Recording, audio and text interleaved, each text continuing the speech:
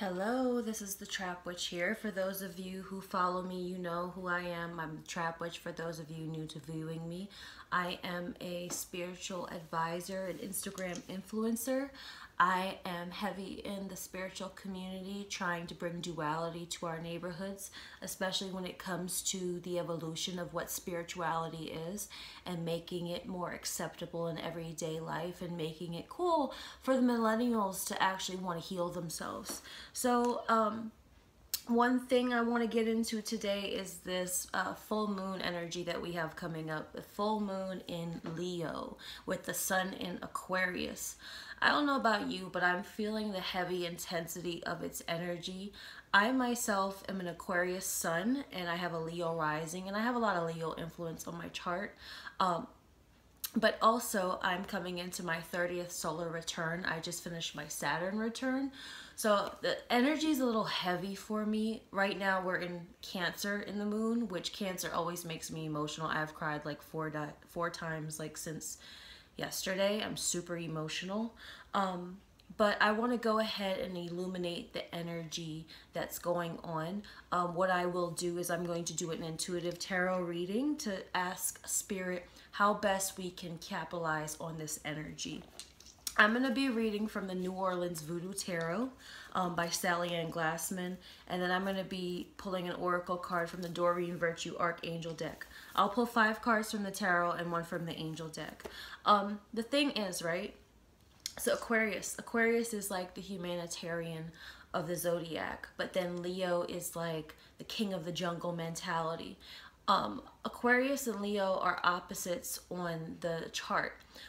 So it's like it can work beautifully, I can find, but sometimes it's a power struggle. And that's what I want to bring to the attention. Like sometimes it's a power struggle to be that independent force of nature like the lion, but still also be serving to humanity in a great positive way. That's something that I want to bring up. But at the same time, I don't want to get too much into what astrologically things say because I don't want that to deter away from what I'm about to get into. But we're about to call in Spirit. It is a blood moon. And what I get intuitively off of a blood moon, wherever there's blood, usually when it comes to the occult or spirituality, that means there's a sacrifice, right? So right now, as this comes forward, what do you have to sacrifice in order to be independent but still serve mankind? That's what I see. Because sometimes we have to make sacrifices to reap our blessings, to be of service to ourselves, but also to be able to serve. But with that being said, I just want to jump right into the energy. I don't want to spend too much time rambling on today. So let's go ahead, focus our energy, take a few deep breaths. I feel like I definitely need some. Whew. And one thing that I really have liked doing to opening up my pathways is, you know, the sacred beading. I don't know too much about it, but there's a beautiful shaman that I follow, and he told me about myself the other day. I love his energy. His name is Shaman Durek. I did a live with him the other day. On Instagram, you can find him, ShamanDurek. But sometimes before I read in the morning for the collective, I like to just, you know, tap and beat and just open my energy up. So with that being said, let's get into this, okay?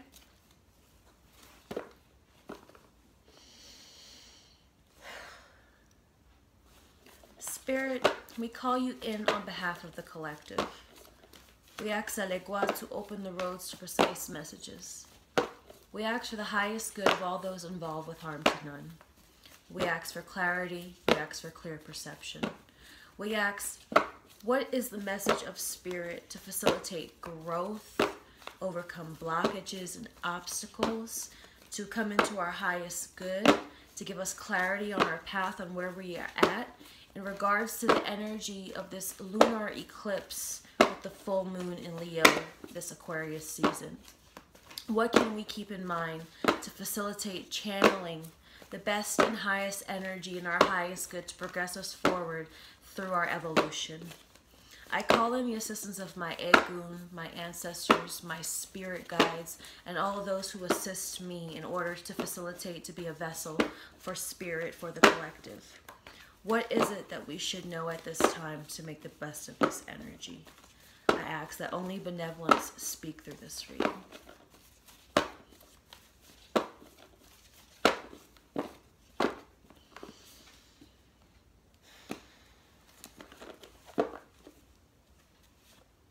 One, two, three, four, five.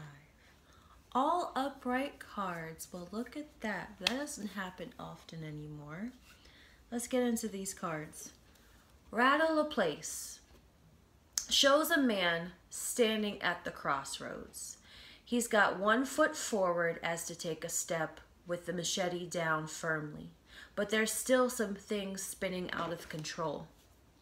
What does this say to you? Sometimes we want to take our best foot forward. Sometimes we have the best of intentions, but still things are apt to spin out of control.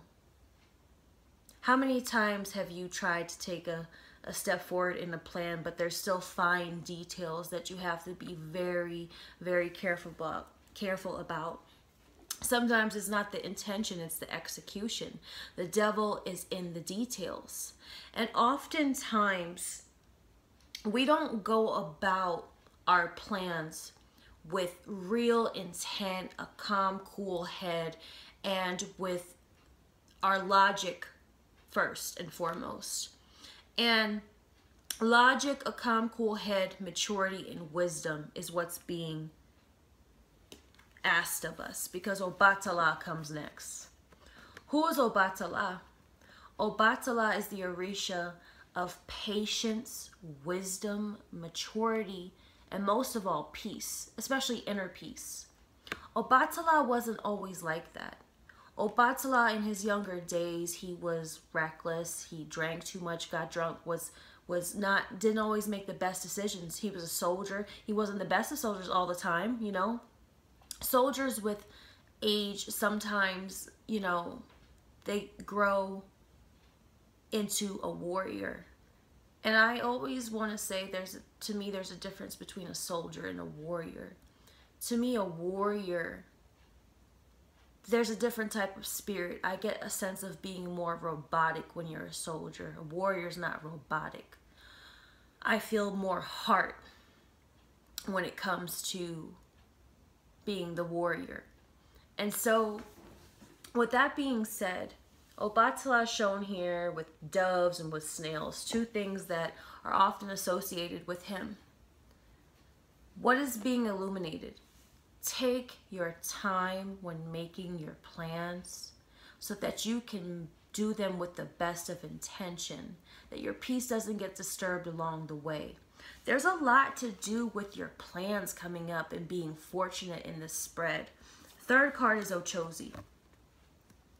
Who is Ochozi? Ochozi is an Orisha that has to do with justice. He brings people to justice. Are you bringing yourself to justice by being patient, calm and cool with yourself, calm and cool with your plans, calm and cool with your intentions? Because the thing about Ochozi is, wherever he points his intentions of his arrow, it never misses its mark. And that's the thing. A lot of times we can spin out of control. Why can we spin out of control? This reading is really to the point. Because we get sidetracked by distractions. The siren. What is a siren? A siren is a mermaid with a deceptive song. And she was led, or they would lead sailors off their course. They were beautiful. They sounded beautiful. But they were a distraction. They said, hey, come here to me. I don't have good intentions for you. But I'm going to deceive you to make you think that I do. And therefore, you're going to go completely off course. And you're going to crash and you're going to burn. And I'm going to laugh about it. That's what they did. Look at how these two intertwine. The devil's in the details. Why? In the distractions. In the things that come to steer you off your course.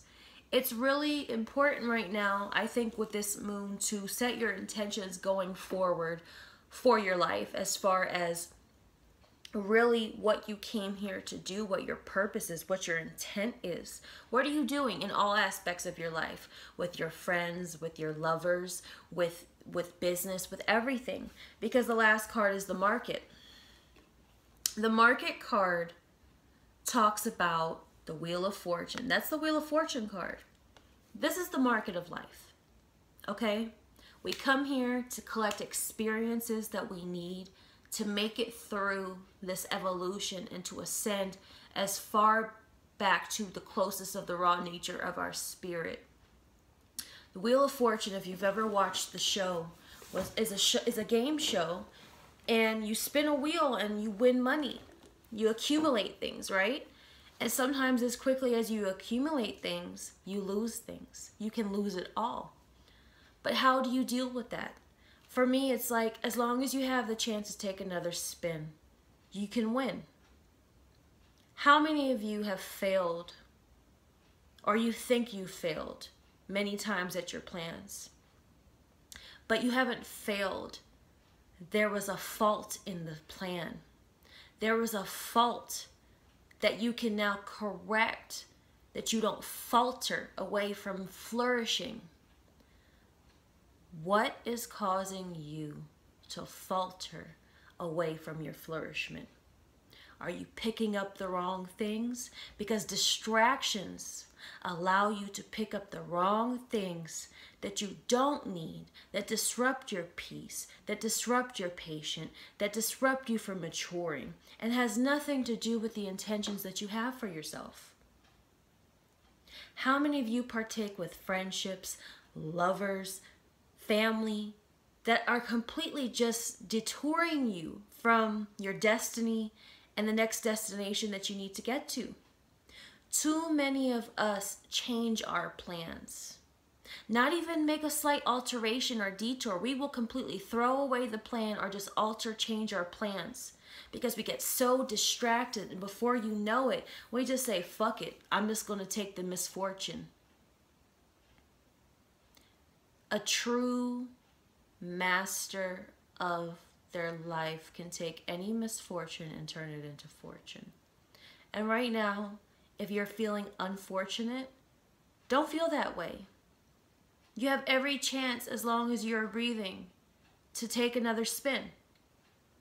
But what you need to have is discernment. What have you been doing, and what are you constantly doing that is distracting you? I just keep hearing the word distractions, because oftentimes it's the distractions that pester us, right? Think about you being so focused and there just being a fly in your ear. It's like, God damn it, just leave me the fuck alone, yo. Literally, it's this. Fuck out of here. This candle is by Chiquita Brujita on Instagram. Chiquita Brujita. Chiquita Brujita. Distractions. Tell the distractions to get the fuck out of here. Because if it's negativity, if it's not a part of your plan, it's not a part of your future. If it's not a part of the bigger plan, it's not a part of the future. How many of you are trying to include extra things that have no business in the plan? You don't need them. They're excessive. Why do you waste your time? Why do you waste your energy? Why do you spend extra that you can't afford? Why do you spend extra on what you can't afford? You're trying to include things that are unnecessary in what you're building. They have no intention. They have no purpose. Let's go ahead and pull an angel card. I'm getting redundant.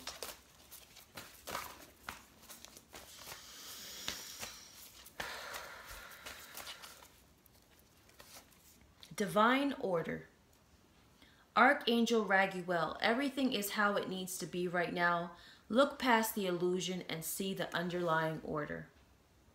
Balance.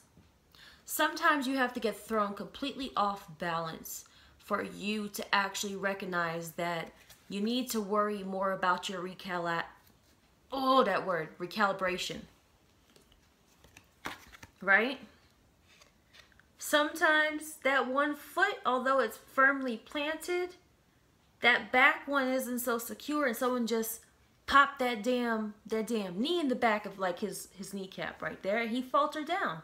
He's got to stand firm on 2 feet and be in balance. Divine order. Everything is as it's supposed to be. If you failed in the past, if you fell, there was a fault, okay, cool. Acknowledge it. Now let's get the fuck on. Learn from it. Discern what no longer need be a part of the plan going forward. Right? This has a lot to do like with what I said, like how do you strive for independence with the Leo energy, but also keeping into consideration the humanitarian that is Aquarius. How can you be a part of, but not a slave to, right? Because me, as an Aquarius, we're said to be kind of aloof. I consider myself an introvert, extrovert. I can be a very social butterfly, but when I want to be left alone, leave me the fuck alone. I'm focused. I'm on my shit. You know, and so with that being said, it is now time to see the underlying order. See the underlying order of all the chaos that has ensued up until this point, and now undo it. Find beauty in the chaos. Find structure in the chaos. What has all fallen apart and disturbed your peace for way too long and has been a distraction, then now you need to recognize and be like, oh, yep, I got it now. I won't do that again. Right? With that being said, I think that's pretty self-explanatory. You know, I'm not too crunk tonight. I'm in a mellow place. I had a good cry before I got on here. I was just emotional about everything, the slightest little thing. Oh, that's a beautiful song. I wasn't crying because I'm sad. It was just, I'm just emotional and premenstrual. Yeah, all of those things. So with that being said, if anybody would like to book a one-on-one personal session with me, you can visit my website, www.thetrapwitch.com, or you can send me an email, thetrap, T-R-A-P, witch, W-I-T-C-H, @gmail.com, and follow me on Instagram. I do drop some gems on there. I'm very opinionated. I'm very voicey. So that is my ashe, my mouth in which I speak and I use it to do so. Communication. So yeah, tune in, show support, and I feel like there's a lot of things for different people for whatever part of your journey you're going through. Okay? Peace, love, and light, y'all. Have a beautiful night.